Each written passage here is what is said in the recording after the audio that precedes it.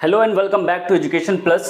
तो आज हम लोग देखने वाले हैं हमारा जो चैप्टर 13 है क्लास 8 का, क्या है, living things and non living things के बारे में। ठीक है, तो ये जो चैप्टर है आपका वो दिया गया है लिविंग थिंग्स और नॉन लिविंग थिंग्स के बारे में। बट बेसिकली इस चैप्टर में जो है हमें क्या पढ़ना है, हमें डिटेल डिस्कशन करना है किन चीज़ के बारे में, जो हमारा सेल है उस चीज़ के बारे में हमको पढ़ना है।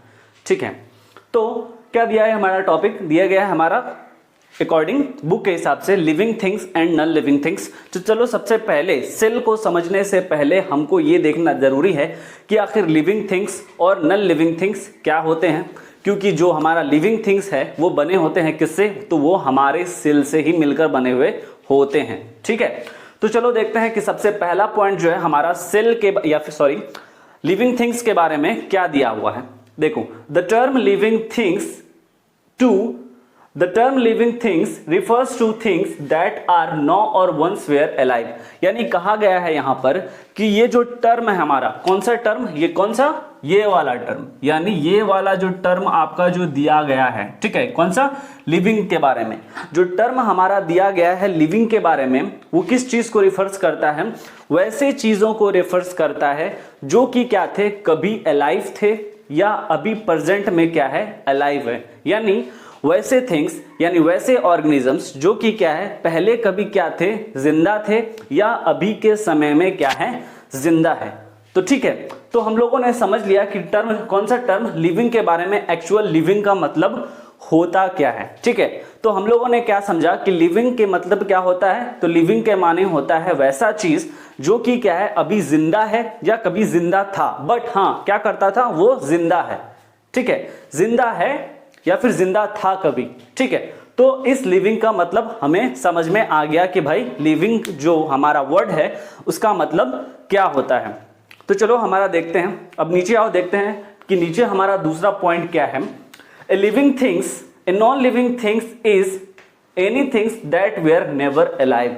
यानी जो हमारा क्या है, ये जो वर्ड दिया गया है कौन सा, नॉन लिविंग थिंग्स, यानी ये जो हमारा वर्ड दिया गया है नॉन लिविंग थिंग्स, इसके बारे में क्या कहा गया, इसके बारे में कहा गया ये वैसे चीज है जो कभी जिंदा थे ही नहीं।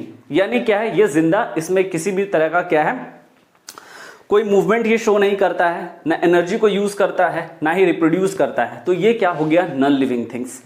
जनरली हम लोग लिविंग थिंग्स और नॉन लिविंग थिंग्स में यही दो चीज को पढ़ते हैं कि हमारा लिविंग थिंग्स जो है वो किस कैटेगरी में आता है और नॉन लिविंग थिंग्स जो है वो किस कैटेगरी में आता है।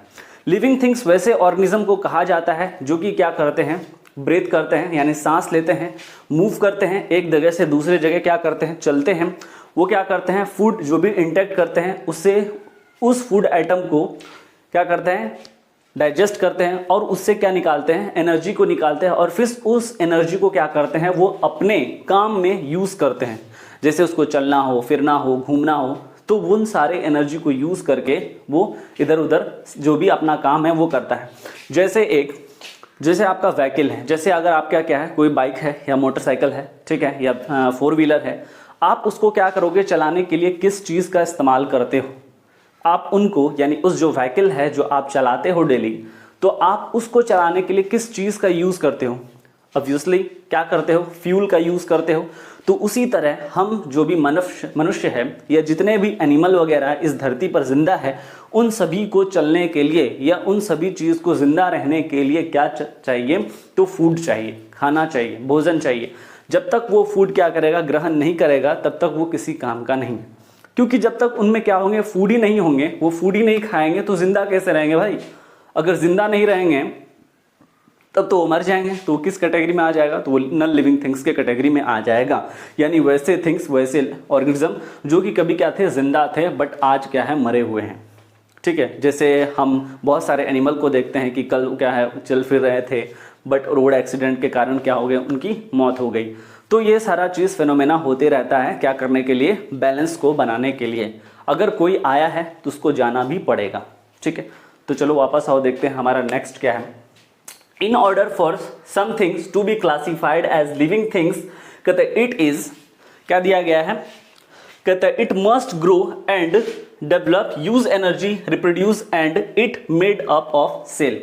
आ गया उस बात पे, क्या बात पे, देखो मैंने क्या कहा आपको, देखो जो भी लिविंग ऑर्गेनिजम्स है या फिर जो भी लिविंग थिंग्स है वो क्या करते हैं, मस्ट, जरूरी है, अनिवार्य है ग्रोथ होना उनका। कैसे ग्रोथ होगा, जब तक वो फूड को जो है इनटेक नहीं करेंगे, एनर्जी यूज नहीं करेंगे, उनका ग्रोथ नहीं होगा। कि जब कोई खाएगा ही नहीं तो उसका ग्रोथ क्या होगा, ठीक। तो सबसे पहला टर्म जो हमारा टर्म है क्या दिया गया, ग्रोथ, कि जितने भी लिविंग ऑर्गेनिजम्स हैं वो क्या करते हैं, वो ग्रोथ करते हैं, ठीक है। दूसरा देखो डेवलप, यानी उनका क्या होता है, विकास होता है, ठीक। सबसे पहला टर्म क्या देखे हम लोगों ने, कि जो भी लिविंग ऑर्गेनिज्म है उनका क्या होता है, वो क्या करते हैं, ग्रोथ करते हैं, बढ़ते हैं, और क्या होता है, उनका डेवलपमेंट होता है, यानी विकास होता है। Use energy, reproduce and made up of cell, क्या करते हैं, वो क्या करते हैं, किस चीज को यूज करते हैं, एनर्जी को यूज करते हैं जिंदा रहने के लिए, ठीक है। और वो एनर्जी कहाँ से उन लोगों को मिलता है, तो वो एनर्जी उन लोगों को मिलता है फूड आइटम से, जो वो क्या करते हैं, डेली अपने रोजमर्रे की जिंदगी में यूज करते हैं या उसका इस्तेमाल करते हैं। जो और वो क्या करते हैं, जैसे आप किसान वगैरह को देखोगे तो वो क्या करते हैं, खेत में क्या करते हैं, फसल को उगाते हैं, जो हम लोग क्या करते हैं, कंज्यूम करते हैं, ठीक है। इतनी बात समझ में आई। और living things, most important things, जितने भी लिविंग ऑर्गेनिज्म हैं वो क्या करते हैं, वो रिप्रोड्यूस करते हैं। रिप्रोड्यूस मतलब अपना एग्जैक्ट कॉपी क्या है वो बनाते हैं, क्या करने के लिए, अपना पॉपुलेशन को बढ़ाने के लिए, या फिर अपना जो स्पीसीज है, यानी वो जिस स्पीसीज में है, जिस स्पीसीज से क्या करते हैं, बिलोंग करते हैं, उस स्पीसीज को क्या करने रखने के लिए, जिंदा रखने के लिए, या वो उसकी प्रजाति जो है वो जिंदा रहे, ठीक है। अगर हम ह्यूमन की बात करें तो हम लोग भी क्या पॉपुलेशन है, अगर हम एनिमल की बात करें तो वो भी लोग क्या करते हैं, रिप्रोड्यूस करते हैं, अपनी जनसंख्या क्या करते हैं, बढ़ाते हैं, ताकि उसका अस्तित्व जो है इस धरती पर क्या है, बना रहे, ठीक है। इतनी बात समझ में आई। अब आओ नीचे देखो क्या गया है, living and non living things interact with each others all the times. क्या कहा गया कि जितने भी हमारे क्या हैं, लिविंग ऑर्गेनिजम्स हैं या नॉन लिविंग थिंग्स है, जो लिविंग थिंग्स है वो हमेशा क्या करते हैं, इंटरेक्ट करते हैं, यानी लिविंग थिंग्स क्या करते हैं, इंटरेक्ट करते हैं किन चीज से, जितना भी हमारा नॉन लिविंग ऑर्गेनिज्म है नॉन लिविंग थिंग्स है उनके साथ वो इंटरेक्ट करते हैं। क्योंकि जब तक लिविंग थिंग्स जो है वो इंटरेक्ट नहीं करेगा किन चीज़ों से, नॉन लिविंग थिंग्स के, तो उनका गुजारा नहीं हो सकता है। अब बोलोगे सर कैसे, एग्जाम्पल के तौर पर समझो, हम लोग क्या है, मनुष्य हैं, ठीक है। हम लोग कहाँ रहते हैं, कहाँ रहते हो, घर पे ही ना रहते हो कि कहीं जंगल में रहते हो, तो हम लोग क्या करते हैं, घर पे रहते हैं। अब घर को बनाने के लिए हमको किन किन चीज़ों का ज़रूरत पड़ता है, आप देख सकते हो। जो भी हम क्या करते हैं, घर बनाने के लिए हम क्या करते हैं, ईंटों का यूज़ करते हैं, सीमेंट का यूज़ करते हैं, छड़ का यूज़ कर सकते हैं, ताकि क्या रहे, हमारा जो घर है वो क्या हो, पूरी तरह से मजबूत बना रहे, ठीक है। ताकि किसी भी तरह का क्या हो, डिजास्टर आए, फ्लड आए, अर्थ क्रैक आए, हम क्या रहें, सेफ रहें, ठीक है। मजबूत देने के लिए हम लोग इन सारी चीज़ों का क्या करते हैं, इस्तेमाल करते हैं। समझ में आई। तो इस तरह से जितने भी लिविंग ऑर्गेनिज्म हैं वो क्या करते हैं, इंटरेक्ट करते हैं इनके साथ, जो हमारा नॉन लिविंग थिंग्स है, ठीक है, जो कि कभी जिंदा नहीं थे। जैसे आपका ईट हो गया, जो भी आप क्या करते हैं, डेली का सामान में आप यूज़ करते हैं रोज़मर्रा की ज़िंदगी में, जैसे कि क्या हो गया, टेबल हो गया, चेयर होगा, बुक हो गया, पेंसिल हो गया, ठीक है। ये सारी चीज़ क्या है, नॉन लिविंग थिंग्स में आते हैं, ठीक। इतनी सी बात आपको समझ में आ गई कि आखिर नॉन लिविंग थिंग्स क्या है और लिविंग थिंग्स क्या है, ठीक है। बेसिकली मैंने आपको कहा था कि इस चैप्टर में जो है हम लोगों को क्या डिस्कस करना है, तो हमें डिस्कस करना है सेल के बारे में, कि आखिर सेल जो है आखिर वो होता क्या है, ठीक है। जैसे मैंने आपको बताया, अगर इस घर के बारे में हम बताएं, या आप जहां रहते हैं उस घर के बारे में अगर मैं आपको बताऊं, तो वो घर क्या है, वो घर किन चीज़ों से मिलकर बना है, तो आप कहोगे सर वो जो हमारा घर है वो बना है ईंटों से मिलकर बना हुआ। इसी तरह क्या है, हमारा जो भी ऑर्गेनिज्म है, यानी हम लोग जितने भी ऑर्गेनिज्म है, यानी हमारा शरीर जो है वो किन चीज़ से मिलकर बना है, तो ये जो है हमारा सेल, यानी स्ट्रक्चर। देखो क्या कहा गया, the cell is the basic structure and functional unit of all living organism. यानी जो सेल है हमारा वो क्या है, स्ट्रक्चर एंड फंक्शनल यूनिट है, basic structural and functional unit है। यानी जब तक सेल नहीं होते तो हमारे बॉडी का, यानी हमारा बॉडी का जो ढांचा है उसका निर्माण क्या होता, नहीं हो पाता, ठीक है। तो सेल क्या है, बहुत इंपॉर्टेंट सा टॉपिक है, ठीक है। सेल समझो इसके बारे में, ये क्या है, basic structure and functional unit of life, ठीक है। जितने भी लिविंग ऑर्गेनिज्म हैं, ठीक है, वो क्या होते हैं, बने होते हैं किन चीज़ से, तो सेल से मिलकर बने हुए होते हैं। क्योंकि सेल जो है अपने आप में बहुत ब्रॉडर टर्म है, ठीक है, क्योंकि बहुत सारा सेल मिलकर ही क्या बनाता है, टिश्यू बनाता है, और बहुत सारे टिश्यू मिलकर क्या बनाते हैं, एक ऑर्गन बनाते हैं, और बहुत सारे ऑर्गन मिलकर क्या बनाते हैं, एक ऑर्गन सिस्टम बनाते हैं, और बहुत सारे ऑर्गन जो है ऑर्गन सिस्टम मिलके क्या बनाते हैं, एक बॉडी का क्या करते हैं, फॉर्मेशन करते हैं, या एक बॉडी का क्या करते हैं, निर्माण करते हैं। तो इतनी सी बात आपको समझ में आ गई कि आखिर हमको इस चैप्टर में क्या पढ़ना है। तो हमको बेसिकली मैंने आपको बताया कि इस चैप्टर में हमको सेल के बारे में पढ़ना है कि आखिर सेल के अंदर में क्या क्या चीज़ होते हैं, ठीक है। तो इसके बाद जो है हम पहले पढ़ेंगे कि सेल का स्ट्रक्चर कैसा है, उसका फंक्शन क्या है, उसका शेप एंड साइज क्या है। फिर जो है हम उनके बाद समझेंगे कि आखिर सेल का पूरा स्ट्रक्चर को डायग्राम के साथ समझेंगे कि आखिर सेल में जो है हमारा कौन कौन सा ऑर्गेनल्स जो रहता है, ठीक है।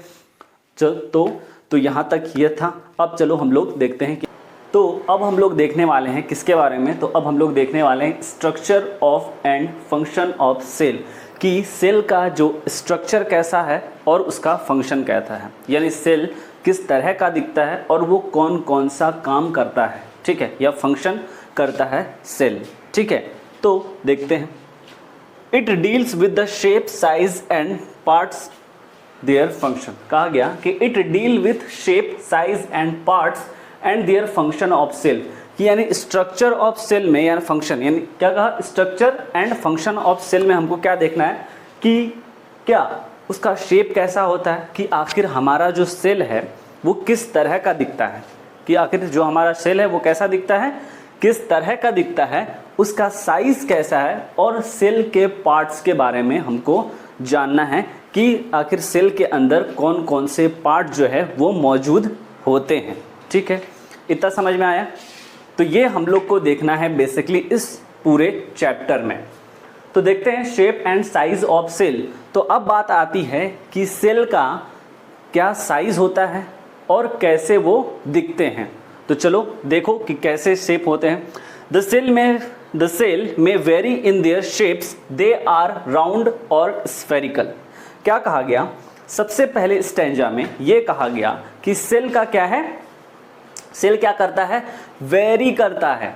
वेरी का मतलब हुआ कि अलग अलग जगह अलग अलग ऑर्गेनिज्म में क्या होते हैं, सेल का जो साइज होता है वो कभी क्या होता है, बड़ा होता है, या कभी क्या होता है, छोटा होता है। यानी आप जैसे ऑर्गेनिजम्स के बारे में पढ़ोगे, यानी आप जिस ऑर्गेनिज्म के बारे में डील करने जा रहे हो कि आखिर वो ऑर्गेनिज्म जो है उसका स्ट्रक्चर कैसा है, चाहे ये वो यूनिसेलुलर ऑर्गेनिज्म है या मल्टी सेलुलर ऑर्गेनिज्म है, तो उस बिना पे क्या करता है, सेल जो है वो क्या होता है, वेरी करता है। यानी जैसा आप पढ़ोगे, यानी जैसा वो स्ट्रक्चर उस ऑर्गेनिज्म का होगा वैसा सेल उसका होगा। अगर क्या देखो सिंपल सी बात कि अगर ऑर्गेनिज्म क्या होगा, छोटा होगा, अगर ऑर्गेनिज्म क्या होगा, छोटा होगा, तो ऑब्वियसली क्या बात है कि उसका सेल का स्ट्रक्चर भी क्या होगा, छोटा होगा, वो सेल भी क्या होंगे, छोटे होंगे, और उसका फंक्शन भी क्या होगा, थोड़ा कम होगा। अगर हम बड़े लेवल के ऑर्गेनिज्म को देखेंगे या बड़ा ऑर्गेनिज्म के बारे में पढ़ेंगे तो हमको क्या देखने को मिलेगा, हमको ये देखने को मिलेगा कि उसके अंदर जो भी सेल पाए जाते हैं उस ऑर्गेनिज्म में, तो उनका फंक्शन जो है बहुत ज़्यादा होगा। क्योंकि बड़ा ऑर्गेनिज्म है तो उसमें बड़े फंक्शन होंगे, बड़ा और भी सारे क्या होंगे, सेल ऑर्गेनल्स होंगे। और किन्हीं जो छोटे सेल के बारे में अगर हम पढ़ेंगे तो उसमें जो सेल ऑर्गेनल्स है वो ना के बराबर होते हैं, एक दो होते हैं, ठीक है। तो चलो देखते हैं सबसे पहला क्या है। तो हमको सबसे पहला देखा क्या बताया कि सेल का साइज कैसा होता है या स्ट्रक्चर कैसा होता है। तो सबसे पहला जो हमारा सेल है वो कैसा दिखता है, या तो आपका राउंड शेप का दिखेगा या स्फेरिकल दिखेगा। या तो सबसे पहला क्या कहा गया कि सेल जो आपको दिखता है, जो भी सेल जो है वो क्या है, या तो राउंड शेप में है या स्फेरिकल शेप में। एग्जाम्पल के तौर पर आपका RBC यानी रेड ब्लड सेल्स जो है वो कैसे होते हैं, तो वो होते हैं स्फेरिकल में होते हैं, या फिर आपका कैसा होता है, राउंड शेप में आपका वो सेल होता है, ठीक है। अब देखो नीचे, spindle shape in muscular cell, यानी आपका जो मस्कुलर सेल है, यानी आपका जो मसल सेल है वो किस तरह का दिखता है, तो वो स्पेंडल की तरह दिखता है, ठीक है। स्पेंडल का मतलब समझ रहे हो, स्पेंडल का मतलब यहाँ देखो आपका जो सेल है वो ऐसा दिखता है, ठीक है, इसको कहता है स्पेंडल शेप। ठीक। तो ये आपका क्या है, स्पेंडल। इस तरह का आपका क्या होता है, मसल्स होता है। कौन सा मसल्स, सॉरी आपका कौन सा सेल होता है, मस्कुलर सेल जो है वो आपका स्पेंडल की तरह दिखता है। अब जो है हमारा क्या है, जो ब्रांच के तरह कौन सा सेल दिखता है, तो ब्रांच के तरह आपका सेल दिखता है कौन, नर्वस सेल्स, यानी न्यूरॉन्स। नर्व सेल जो है आपका कैसा दिखता है, तो वो सेल जो है आपका कैसा दिखता है, ब्रांच की तरह। जैसे कि आपका अगर देखो ट्री का ब्रांच कैसा होता है, यानी हर जगह से क्या होता है, निकला हुआ होता है, तो वैसा ही हमारा क्या नर्व सेल है, जो कि क्या होते हैं, जैसा उनका स्ट्रक्चर होता है वो कैसा स्ट्रक्चर होता है, तो उनका स्ट्रक्चर होता है कैसा, एक ब्रांच की तरह बिल्कुल दिखता है। जैसे पेड़ों में ब्रांच लगे होते हैं, उसी तरह से उसका स्ट्रक्चर जो है वो हमको देखने को मिलता है। ठीक है, इतनी बात समझ में आई। अब देखो नीचे कि WBC और white blood cells and amoeba able to change their shape. क्या कहा गया कि जो हमारा कौन सा सेल है वो WBC यानी वाइट ब्लड सेल्स। कौन से सेल्स, वाइट ब्लड सेल्स। और कौन ये, और हमारा क्या है, कौन सा, ये प्रोटोजोआ अमीबा। वो क्या करते हैं, वो अपने सेल को क्या कर सकते हैं, अपने शेप को, यानी सेल का जो शेप है उसको चेंज कर सकते हैं। ये कैपेबिलिटी होता है इनमें, किन में, दो चीज में। कौन सा, सबसे पहली बात किस बारे में वाले, तो हम बोल रहे हैं किसके बारे में, WBC यानी वाइट ब्लड सेल्स के बारे में, कि वाइट ब्लड जो सेल्स हैं वो क्या कर सकते हैं, अपने शेप को क्या कर सकते हैं, चेंज कर सकते हैं। ठीक है। दूसरा हमने देखा कि हमारा जो प्रोटोजोआ है, प्रोटोजोआ क्या, अमीबा क्या है, एक तरह का प्रोटोजोआ है, जो मैंने आपको पढ़ाया था किस चीज़ में, माइक्रो ऑर्गेनिजम्स फ्रेंड्स एंड फो में। मैंने आपको डिटेल में पढ़ाया था किसके बारे में, प्रोटोजोआ के बारे में, कि प्रोटोजोआ जो है वो क्या है, कैसा एनिमल ऑर्गेनिज्म है, एक यूनिसेलुलर ऑर्गेनिज्म है, वो एक सेल से मिलकर बने होते हैं। ठीक है, ये आपको समझ में आएगी कि अमीबा क्या कर सकता है, अपना सेल का स्ट्रक्चर जो है उसको चेंज कर सकता है। ठीक है, इतना बात समझ में आया आपको। अब देखो नीचे हमारा सेल के बारे में क्या दिया गया है, size of cell is related to its function. यानी ये हमारा क्या है, साइज, यानी सेल का जो साइज है वो क्या करता है, रिलेटेड टू इट्स फंक्शन, यानी जैसा आपका सेल होगा उसी तरह से वो फंक्शन करेगा। जैसे मैंने आपको बताया कि अगर आप क्या करते हो, बड़े ऑर्गेनिज्म के बारे में देखते हो, यानी जब बड़ा ऑर्गेनिज्म के बारे में आप पढ़ते हो, जैसे हम ह्यूमंस हो गए, तो हम लोग क्या आते हैं, ब्रॉडर में आते हैं, यानी हम लोग का जो सेल होता है वो काफ़ी एडवांस होता है, एकदम पूरा एकदम एडवांस होता है, क्योंकि सेल के अंदर में क्या क्या पाए जाते हैं, बहुत सारे सेल ऑर्गेनल्स पाए जाते हैं। अगर बहुत सारे ऑर्गेनल्स होंगे तो सेल का फंक्शन भी क्या होगा, बहुत ज़्यादा होगा। अगर हम यूनिसेलुलर के बारे में बात करें तो जो एक सेल से मिलकर बना है तो उसके अंदर सिर्फ क्या होंगे, कुछ ही ऑर्गेनल्स होंगे। ठीक है, तो और उसका ज़्यादा फंक्शन नहीं होता है। तो ये आप लोगों ने देखा कि सेल जो है वो दो तरह से होते हैं, एक मल्टी सेलुलर होता है और एक यूनिसेलुलर होता है। तो यूनिसेलुलर किसमें कहता है, जिसमें वैसे सेल्स जो कि क्या ज़्यादा फंक्शन परफॉर्म नहीं कर सकते हैं, उन सेल को हम क्या कहते हैं, यूनिसेलुलर ऑर्गेनिजम्स कहते हैं। जो कि यूनिसेलुलर ऑर्गेनिज्म जो है वो कौन ऑर्गेनिज्म होते हैं, जो कि एक सेल से मिलकर बने होते हैं। और मल्टी सेलुलर ऑर्गेनिज्म वैसे ऑर्गेनिजम्स को कहा जाता है जो एक से ज़्यादा सेल से मिलकर बने हुए होते हैं, और उनमें जो सेल हमको क्या कहता है, पाया जाता है, तो वो सेल जो है वो परफॉर्म करता है, बहुत उसका ज़्यादा फंक्शन होता है, क्योंकि उसके अंदर बहुत सारे ऑर्गेनल्स मौजूद होते हैं। ठीक है, तो चलो अब हम लोग देखते हैं किसके बारे में, जो हमारा नेक्स्ट टॉपिक है उसके बारे में। ठीक है, तो अब हम लोग देखने वाले हैं किसके बारे में, तो अब हम लोग देखेंगे जो हमारा नेक्स्ट इंपॉर्टेंट लाइन है वो क्या है। देखो, the largest known cell are unfertilised cell, यानी ये क्या है, वो कौन सा सेल है, लार्जेस्ट सेल है, लेकिन क्या है, अनफर्टिलाइज्ड सेल है, जो कि किसका है, ऑस्ट्रिच का, जिसका साइज कितना होता है, जिसका डायमीटर कितना है, जिसका डायमीटर है 6 इंच डायमीटर उसका होता है। कितना होता है, 6 इंच उसका डायमीटर होता है। ये क्या है, एक लार्जेस्ट क्या है, सेल है, जो कि क्या है, ऑर्गेनिज्म, यानी ये हमारा क्या है, पक्षी। ऑस्ट्रिच को आप तो जानते होंगे क्या है, वो एक पक्षी है जिसका अंडा क्या होता है, कितना बड़ा होता है, जिसका डायमीटर 6 होता है, 6 इंच का उसका एक डायमीटर होता है। और ये जो है वो लार्जेस्ट क्या है, सेल है, जो कि ऑस्ट्रिच का होता है। ठीक, अब नीचे आओ, देखो क्या बोला गया, the smallest cell is of pleuropneumonia like organisms, यानी प्लूरोनिमोनिया ऑर्गेनिज्म, जिसको शॉर्ट फॉर्म में हम बोलते हैं PPLO, also called mycoplasma gallisepticum, ठीक। It means about 0, it means it का मेजर जो है वो कितना होता है 0.1 से लेके 0.3 नैनोमीटर तक होता है।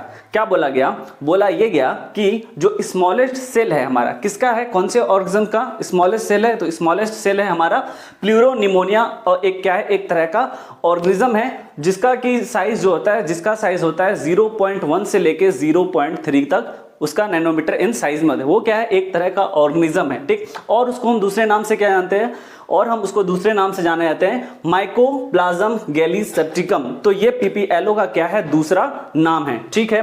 नीचे आओ, देखो क्या गया है, human nervous cell is the largest animal cell. क्या कहा गया कि ह्यूमन में जो हमारा कौन सा सेल होता है, नर्वस सेल होता है, वो क्या है, लॉन्गेस्ट सेल है। मैंने आपको बताया था कि ये जो सेल होते हैं वो कैसे सेल होते हैं, तो ये सेल आपके होते हैं ब्रांच की तरह, ठीक है।